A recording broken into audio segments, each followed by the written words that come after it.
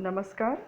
राज्य हिंदी संस्थान उत्तर प्रदेश वाराणसी से मैं डॉक्टर प्रतिभा गोस्वामी, प्रकाशन प्रशिक्षण एवं शोध अधिकारी। आज के इस वीडियो में हम टीएलएम निर्माण एवं विषय वस्तु के साथ कक्ष में प्रयोग इस प्रकरण पर बातचीत करेंगे। प्रकरण के मुख्य उद्देश्य हैं प्रशिक्षुओं को टीएलएम के महत्व से परिचित कराना, विषय वस्तु के अनुरूप टीएलएम निर्माण की दक्षता का विकास करना, विषय वस्तु के अनुरूप टीएलएम के प्रयोग का कौशल विकसित करना, आगे देखेंगे कक्षा के छात्रों के स्तर के अनुरूप गतिविधियों के निर्माण की दक्षता का विकास करना, गतिविधि एवं टीएलएम में समन्वय स्थापित करके शिक्षण को रुचिपूर्ण बनाने की योग्यता विकसित करना। प्रकरण के आउटकम्स हैं अधिगम संप्राप्ति है, प्रशिक्षु कक्षा के छात्रों के स्तर के अनुरूप गतिविधियों के निर्माण एवं प्रयोग में दक्ष होंगे, गतिविधि एवं टीएलएम में समन्वय स्थापित करके शिक्षण को रुचिपूर्ण बनाने में सक्षम होंगे, विषय वस्तु के अनुरूप टीएलएम के निर्माण व प्रयोग में समर्थ होंगे।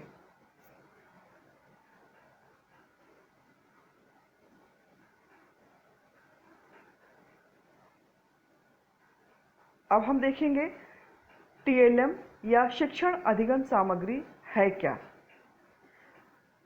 कक्षा शिक्षण के समय शिक्षक द्वारा प्रयोग किए जाने वाले उपकरण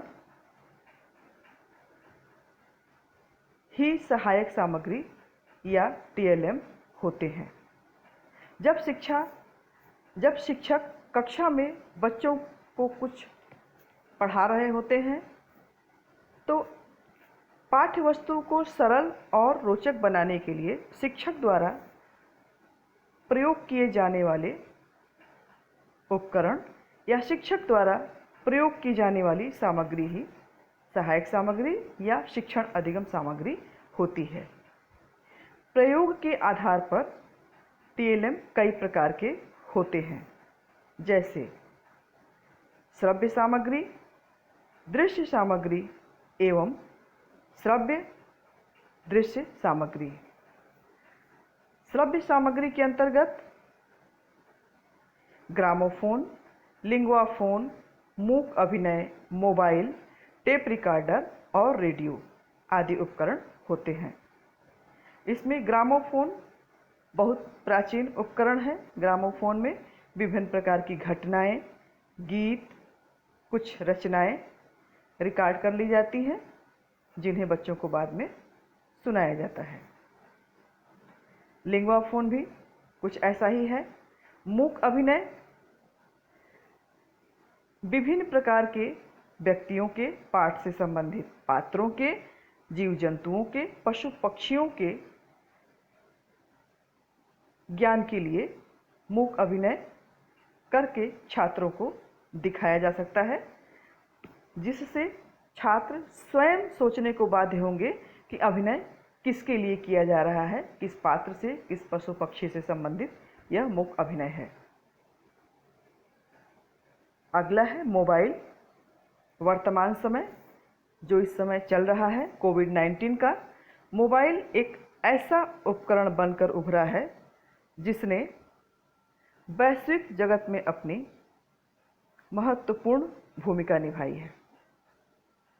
पठन पाठन प्रत्येक कार्य मोबाइल के द्वारा ही आज के समय में किया जा रहा है और ये एक ऐसा उपकरण है जो श्रव्य उपकरण में भी आता है, दृश्य में भी आता है और श्रव्य दृश्य तीनों प्रकार सहायक सामग्रियों के जो 3 प्रकार हैं उसमें मोबाइल एक ऐसा उपकरण है जो तीनों प्रकारों में सम्मिलित है।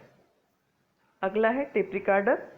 टेप रिकॉर्डर भी एक ऐसा उपकरण है जिसमें पाठ्य वस्तु से संबंधित घटनाएं, कविताएं, कहानियां रिकॉर्ड करके रख ली जाती हैं और आवश्यकता पड़ने पर कक्षा में बच्चों को सुनाकर उन्हें अधिगम कराया जाता है।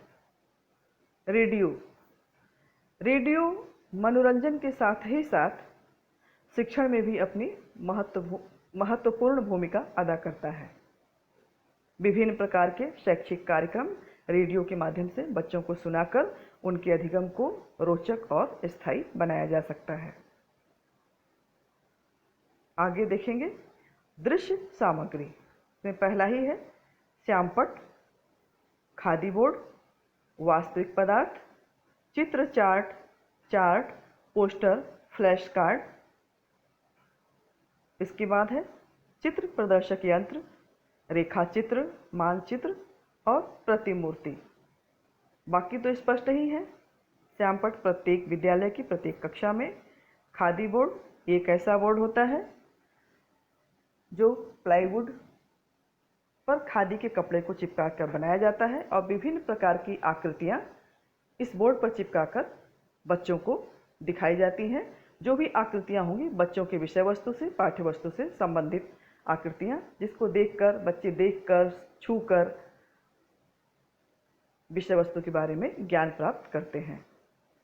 वास्तविक पदार्थ मूल रूप में जिन पदार्थों को दिखाया जाए। यदि पौधे का भाग पढ़ा रहे हैं तो कोई ऐसा पौधा बच्चे को दिखाएंगे गमले में लगा हो, क्योंकि पौधा तोड़ना प्रकृति को, पर्यावरण को कहीं ना कहीं से नुकसान पहुंचाता है। तो पौधे को बिना तोड़े गमले में लगे हुए पौधे को दिखाकर बच्चों को पौधे के विभिन्न भाग के बारे में बताया जा सकता है। प्रतिमूर्ति अर्थात मॉडल। जिस वस्तु को कक्ष में मूल रूप में दिखाना संभव न हो, उसका मॉडल बच्चों को दिखाकर विषय वस्तु को रोचक बनाया जा सकता है और विषय वस्तु को छात्रों को आसानी से विषय वस्तु का ज्ञान या अधिगम कराया जा सकता है। रेखा चित्र और मानचित्र भौगोलिक ज्ञान के लिए ये दोनों बहुत ही महत्वपूर्ण उपकरण हैं। चित्र प्रदर्शक यंत्र छोटे चित्रों को इसमें बड़ा करके दिखाया जाता है। स्क्रीन पर बड़े रूप में चित्र देखकर बच्चों की उत्सुकता बढ़ती है। विषय वस्तु को जानने के लिए विभिन्न प्रकार के प्रश्नों के द्वारा बच्चे अपनी जिज्ञासाएं शांत करते हैं। आगे है दृश्य श्रव्य सामग्री। इसमें पहला ही है टेलीविज़न। हर घर की आवश्यकता है। इसके साथ ही साथ यह कहीं न कहीं शिक्षा जगत के लिए भी एक मील का पत्थर साबित हुआ है। मोबाइल, QR कोड और कंप्यूटर, ये चारों सामग्रियां आपस में जुड़ी हुई हैं। QR कोड को लेते हैं। परिषदीय विद्यालय के पाठ्यपुस्तकों में कक्षा 1 से लेकर 8 तक के सभी विषयों के पाठ्यपुस्तकों में QR कोड लगे हुए हैं, जिसमें विभिन्न प्रकार की शैक्षिक सामग्री अपलोड की हुई है। मोबाइल के माध्यम से बच्चे QR कोड की सामग्री को देखकर, सुनकर तथा देख और सुनकर दोनों रूपों में, इसके अलावा कुछ अभ्यास प्रश्न हैं जिन्हें बच्चे स्वयं हल करके अपने पाठ्य वस्तु को आसानी से समझ सकते हैं। इसके साथ साथ कठपुतली भी एक ऐसा दृश्य श्रव्य उपकरण है, एक ऐसी सामग्री है जिसके द्वारा कक्षा शिक्षण को बहुत ही रोचक और छात्रों के लिए विषय वस्तु को बोधगम्य और सरल बनाया जा सकता है। अब हम आगे देखेंगे शिक्षण अधिगम सामग्री का महत्व क्या है। पाठ्य वस्तु को रोचक, आकर्षक एवं प्रभावशाली बनाता है। सीखना स्थायी होता है एवं बच्चे सक्रिय रहते हैं। बच्चों के शब्द भंडार में वृद्धि होती है। पाठ के कठिन अंशों को समझने में सरलता होती है। बच्चों में चिंतन, तर्क एवं दूरदर्शिता विकसित होती है। शैक्षिक उपकरण, विभिन्न प्रकार के जो शैक्षिक उपकरण कक्षा शिक्षण के समय प्रयोग किए जाते हैं, उन उपकरणों के संबंध में बच्चे विभिन्न प्रकार के प्रश्न पूछते हैं जो उनके विषय वस्तु से, जो उनके पाठ्य वस्तु से संबंधित होते हैं, जिससे उनकी जिज्ञासा उत्तरोत्तर बढ़ती है और शारीरिक विकास के साथ उनका मानसिक विकास, उनकी दृष्टि भी विकसित होती है। बच्चे सीखने के लिए स्वतः प्रेरित होते हैं कुछ बच्चों के बीच में चार्ट दे दिए जाएं, कुछ फ्लैश कार्ड दे दिए जाएं, कुछ कहानी के चित्र रख दिए जाएं। बच्चे चित्रों को देखकर, आपस में चित्रों को जोड़कर, फ्लैश कार्ड को एक क्रम में लगाकर स्वयं कुछ करके सीखते रहते हैं और आपस में बातचीत के द्वारा शिक्षक से प्रश्न पूछकर अपनी जिज्ञासाएं शांत करते हुए विषय वस्तु को आसानी से सीखते हैं। बच्चों की उपस्थिति नियमित होती है, कक्षा शिक्षण रोचक होता है अधिगम सामग्रियों के प्रयोग से, जिससे बच्चे विद्यालय में नियमित आना पसंद करते हैं। बच्चों में भाषा के अध्ययन के प्रति रुचि विकसित होती है।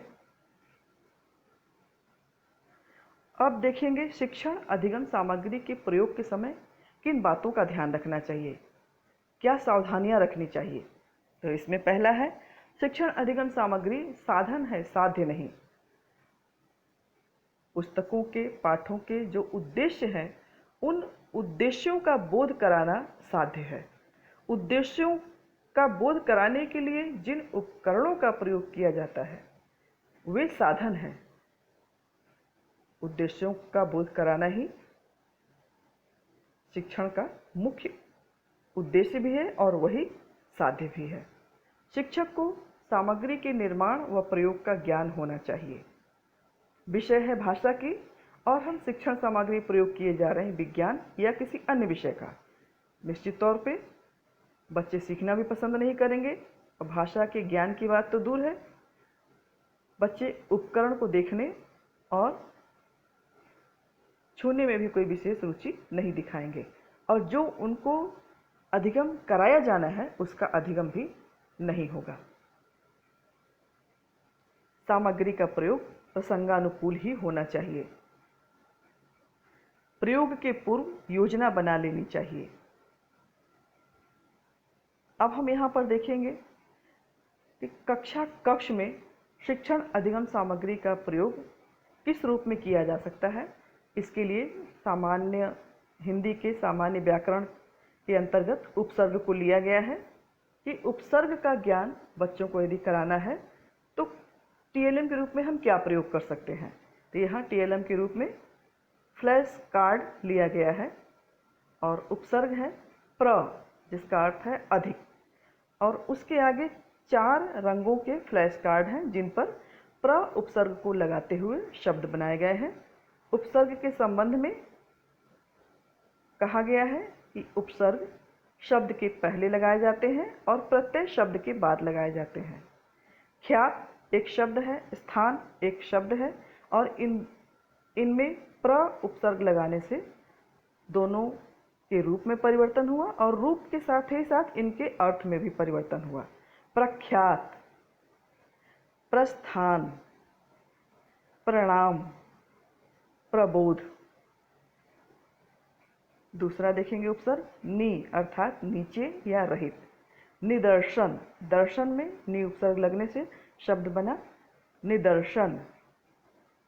अगला है डर, डर में नी उपसर्ग लगा तो निडर, डर अर्थात भय, और नी उपसर्ग लगने से निडर अर्थात भय रहित। निर्बल, अगला है निदान। आगे ही देखेंगे उपसर्गों को ही। भर अर्थात पूरा, पेट है, पेट के साथ भर उपसर्ग जोड़ दिया तो हो जाएगा भर पेट।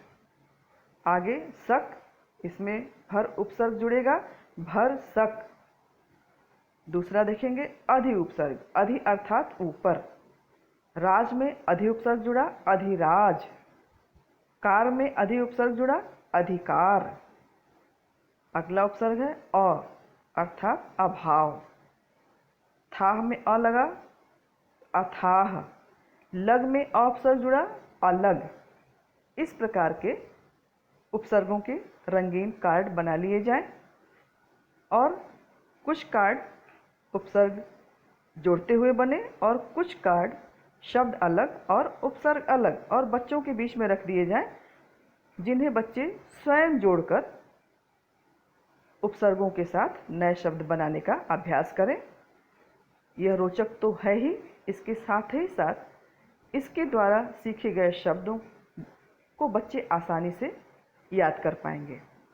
आगे देखेंगे, अभि अर्थात और, गमन में अभि लगा, अभिगमन, रुचि में अभि लगा, अभिरुचि, प्राय में अभि उपसर्ग का प्रयोग हुआ, अभिप्राय। इस तरह के कार्ड कक्षा कक्ष में बच्चों के बीच में रख दिए जाएं। सिर्फ उपसर्ग के लिए यह तो एक उदाहरण मात्र था।